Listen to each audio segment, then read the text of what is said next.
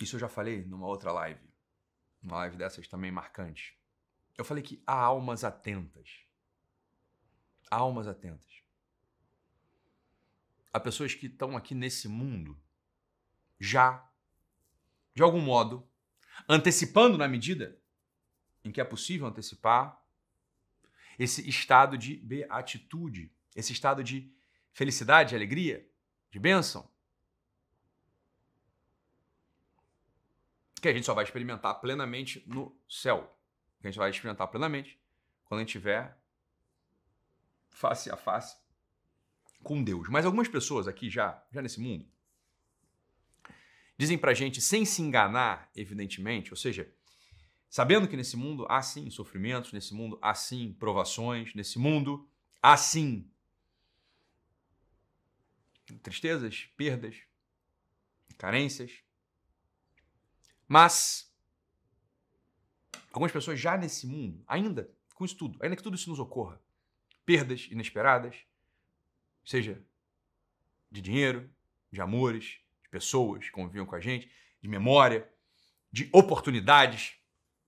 Essas são as nossas perdas, são as perdas que a gente precisa conviver todos os dias. Né? Todos os dias a gente vai ter alguma perda. De maior ou menor natureza, de maior ou menor monta, de maior ou menor impacto na nossa vida, mas todo dia, todos os dias, a gente experimenta múltiplas perdas. E aqui que está o assunto. A gente precisa traçar uma linha no chão. Uma linha, por assim dizer, no nosso coração, se você quiser. E a gente vai decidir de que lado a gente vai estar. A gente está do lado daquelas pessoas que... Isso é profundamente espiritual, hein? Do lado daquelas pessoas que estão com os olhos postos nas perdas, se lamentando delas, vivendo aquilo que em outro lugar a gente chamou de mística, do quem me dera. Ou seja, quem me dera eu tivesse 20 anos, quem me dera eu tivesse uma esposa como a do meu irmão, quem me dera eu tivesse a mãe do meu primo, quem me dera eu fosse inglês, quem me dera eu fosse mais velho, quem me dera eu fosse mais alto, quem me dera eu fosse mais baixo, quem me dera eu fosse mais magro, quem me dera eu fosse mais gordo. É possível a gente viver uma vida inteira, é possível algumas pessoas viverem uma vida inteira nesse lugar. Esse é o lugar onde os olhos estão postos simplesmente na perda, no prejuízo, naquilo que eu não tenho, naquilo que eu não sou, naquilo que eu não posso conquistar, naquilo que eu não posso ter, naquilo que eu não... No entanto, como eu disse, há almas atentas. E a gente tem que aprender delas. Almas que mesmo nessas circunstâncias mais adversas, mais profundamente bizarras, monstruosas, encontram esse quid, esse quê de sentido. Encontram uma profunda felicidade, mesmo quando parece que tudo falta. Vejam a história do sujeito chamado Maximiliano Kolbe. É um exemplo pra gente extremo. No campo de concentração, esse sujeito,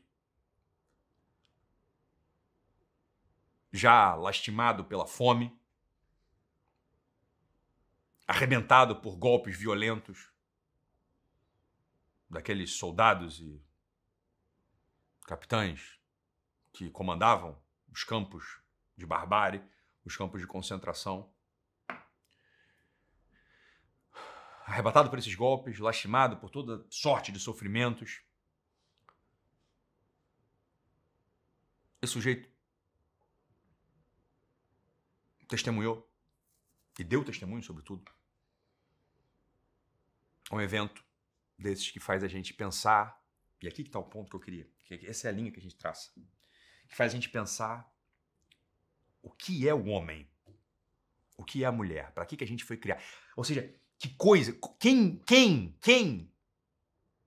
eu posso ser se eu me dedicar, se eu estiver comprometido a ser tudo quanto eu posso ser. Não por uma força própria ou por um mérito do meu próprio músculo, da minha própria inteligência, isso é bobeira, mas por uma abertura verdadeira a esse olhar que vem do alto, que me entrega coisas, que me dá oportunidades, me dá beijos de amor. Essa é a história da nossa vida, hein? É a história da nossa vida. É a história das misericórdias do olhar amoroso. Então, esse sujeito chamado Maximiliano Kolbe testemunhou e deu testemunho. Testemunhou a vileza, o quão torpe podem ser os atos humanos. E a gente tem que ficar atento aqui a essa parte da história também. E deu testemunho do quão nobre pode ser um ser humano aberto ao amor, à entrega, à generosidade, ao sacrifício. Resumindo, um pai de família foi pego por um soldado e seria lançado numa cova, seria lançado vivo numa cova que havia nos campos de concentração. Então, não bastasse já aquele cenário de dor, de perda, de tragédia, aquele cenário no qual não conseguimos imaginar nem animais vivendo ali. Não bastasse isso, havia ainda como piorar. No campo de concentração haviam covas que, como que para punir e disciplinar, para ensinar a que os prisioneiros não fizessem motins, lançavam-nos vivos e os deixavam morrer. Sem comida, sem bebida, amontoados uns sobre os outros.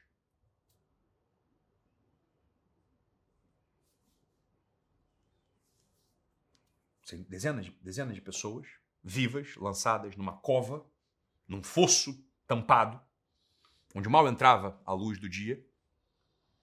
Eram lançadas lá e faziam suas necessidades, se urinavam, adoeciam e finalmente morriam. Um pai de família foi pego para ser lançado e suplicou ao soldado que não o lançassem naquele lugar, não o condenassem definitivamente à morte, porque ele ainda tinha esperança de que encontraria sua família fora do campo de concentração e poderia cuidar dela. E precisava cuidar dela porque ele era o pai daquela família. Olha, diante de uma cena dessa,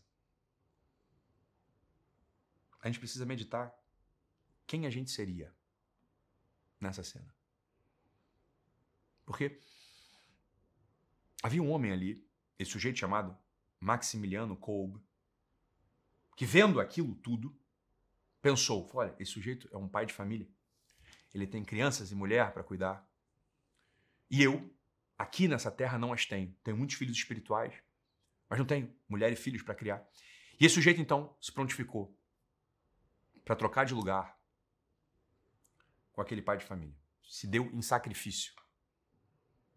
O soldado rindo, zombando daquele ato heróico de amor, mas um olhar turvo pelo mal não enxerga os atos de amor grandiosos nessa terra. Zombando, pegou aquele sacerdote, Maximiliano Kolbe, e fez a troca. E o lançou, o depositou no calabouço. Ocorre que os dias iam passando e os soldados entravam lá de 3 em 3, de 4 em 4 dias para ver quem tinha morrido. E eventualmente recolhiam o morto e eventualmente deixavam o morto lá apodrecendo junto dos vivos, já em estado de inanição. E uma coisa curiosa aconteceu na cova, nas covas, porque eram várias covas próximas umas das outras. Uma coisa curiosa aconteceu nas covas ali naquele tempo em que Maximiliano Kolbe lá embaixo estava. E os soldados testemunham que havia uma grande paz entre aqueles homens condenados à morte, numa situação ainda mais vil do que a situação do campo de cima, do campo de concentração. Havia uma grande paz ali, que o Maximiliano Kolbe entoava cânticos, hinos de louvor, cantos de amor a Deus e batizava as pessoas. E celebrava o sacramento da confissão para as pessoas que estavam ali embaixo. Recém-chegadas à fé, muitos judeus, né? Muitos já tinham esquecido da sua fé. Então, mesmo no estado onde tudo nos é tirado da gente, tudo, é possível dar uma resposta profundamente humana, que afirma a grandeza do espírito, que afirma a magnanimidade do espírito humano. Um espírito, por assim dizer, indomável. Indomável no amor, indomável na esperança. Aí está a força humana. A força do braço apodrece. A força do braço some. A força do espírito, essa sim, é perene. A força de um espírito que se deixa dobrar, conduzir, beijar, se deixa ser inflado pelo amor que vem do alto. Maximiliano Kolbe, então, durou dias ali. Muito mais do que a razão podia esperar. E os soldados, olhando para aquilo tudo, já não acreditavam mais no que viam, porque viam um homem sereno, posto de joelhos, com a mão estendida, abençoando, inclusive, e se prontificando a perdoar aqueles que o aprisionaram lá. E finalmente matam Maximiliano Kolbe.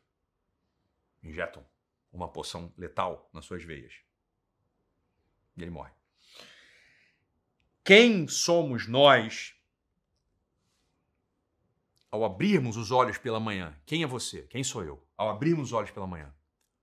Porque convenhamos, ao abrir os olhos pela manhã, a gente não se depara com um muro de concreto frio, cercado por arames farpados e soldados armados, desejando nada mais que o nosso fim, nossa morte. Sim, a gente encontra, sim, dificuldades na vida. Como eu dizia no início, perdas eventuais, raras. Como é raro a gente perder um pai, como é raro a gente perder um filho. De tempos em tempos, a gente perde alguém. Em geral, a gente perde essas pessoas de modo natural, inclusive, ou seja, com doença. Como é raro a gente, de fato, passar fome. Né? Como é raro a gente passar fome verdadeira.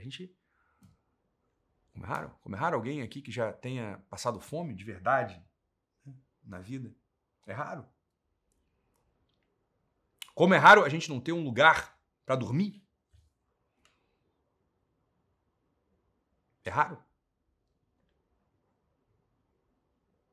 Uma pessoa muito querida que eu atendia,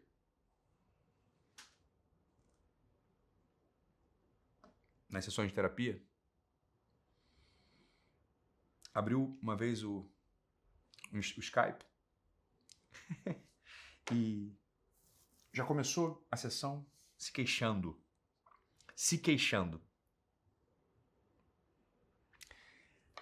E ela se queixava porque tinha acabado de se mudar, feito uma mudança, e ela havia se mudado de um lugar bom para um lugar melhor ainda.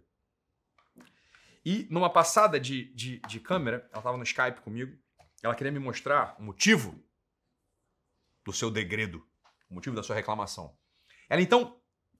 Ela pegou o computador, pegou o laptop dela e me mostrou o motivo. Né? Ela virou assim um laptop. E nesse giro, eu pude contemplar a pequena mansão que ela morava, com pessoas ali trabalhando, inclusive. Mas ela mostrou o motivo do seu degredo. Ela apontou para uma janela. E atrás da janela eu pude ver uma baía belíssima, cercada por um relvado. Um relvado? Uma baía que tinha iates e barcos à vela. E ela apontou para a janela. O motivo do seu degredo, o motivo da sua tristeza, o motivo da sua reclamação era porque as cortinas não haviam chegado. E ela estava irritada porque precisava despertar mais cedo, já que a luz do sol entrava pela janela e alcançava na cama e ela já despertava. E ela reclamava, e ela começou reclamando de verdade. De verdade. E assim que a reclamação dela terminou, eu não pude fazer mais senão olhar um pouco a fundo na câmera, né? Porque nos olhos eu não conseguiria olhar, mas eu olhei na câmera a fundo do meu MacBook e esbocei um pequeno sorriso de contentamento. Olhei a fundo e fiz assim. Um sorriso de contentamento e interrogação. E imediatamente, porque ela era uma alma sensível também, né? Ela meio que esboçou um choro e começou a rir. E fez assim. E fez assim, né? Tapou, botou a mão na testa, balançando a cabeça. Esfregou, né? A cara com a mão e falou, meu Deus, doutor Ítalo. Aí eu ri e falei, meu Deus. Aí ela falou, que problemão. Já se dando conta de que se a gente tem a cabeça no lugar, os nossos problemas são cortinas mal postas. São janelas sem cortina. Olha, é um problema, sim, ninguém tem dúvida que uma janela sem cortina é um problema. Qual é o tamanho desse problema?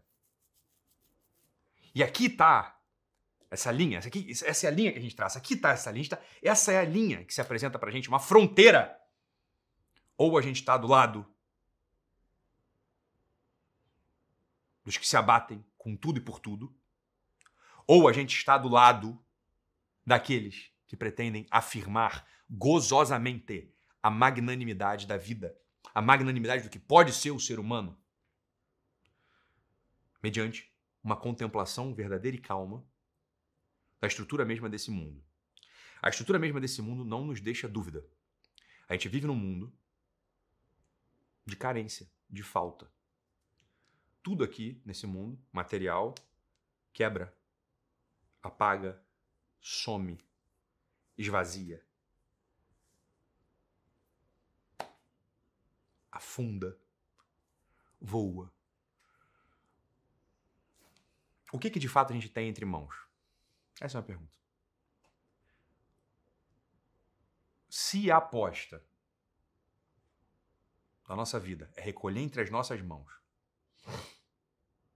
tudo quanto é material, ou tudo quanto nos dá prazer, ou tudo quanto nos dá satisfação apenas, a gente já apostamos sem dúvida na tristeza e no, anotem, fracasso. Por que, Ítalo, fracasso? Ora, pensa comigo. Se a aposta da minha vida é escrevê-la, desejando um argumento, desejando que a sua realização última, a sua realização final seja a acumulação, a posse de bem-estar, de saúde, de conforto, a gente perdeu. Por que a gente perdeu? Anota isso. Porque existe uma verdade derradeira, e talvez seja a única verdade, diante da qual a gente não pode escapar. O passo final da nossa vida é a morte. A gente vai morrer. E morrer significa perder a saúde. Morrer significa perder o fôlego. Morrer significa perder sangue. Morrer significa perder. Essa harmonia material. Isso é a definição da morte. Logo, se a nossa aposta é no acúmulo dessas coisas que nos dão conforto, nos dão bem-estar, a gente sabe já, a gente perdeu. Entenda, esse é um dos motivos maiores dos sofrimentos do nosso tempo. É apostar num argumento vital fadado à falha, fadado ao fracasso. E a gente pode saber disso consciente ou inconscientemente. Os desejos de antecipar o fim da vida, os desejos de, bem, saibam, são uma aposta, em regra, nesse argumento vital feito para acabar, feito para dar errado. E esse é um dos lados. A gente pode estar desse lado da linha que a gente traçou no nosso coração. E a gente pode apostar, finalmente, na magnanimidade do coração humano, na magnanimidade das possibilidades humanas. A gente pode apostar em acumular atos, pensamentos, palavras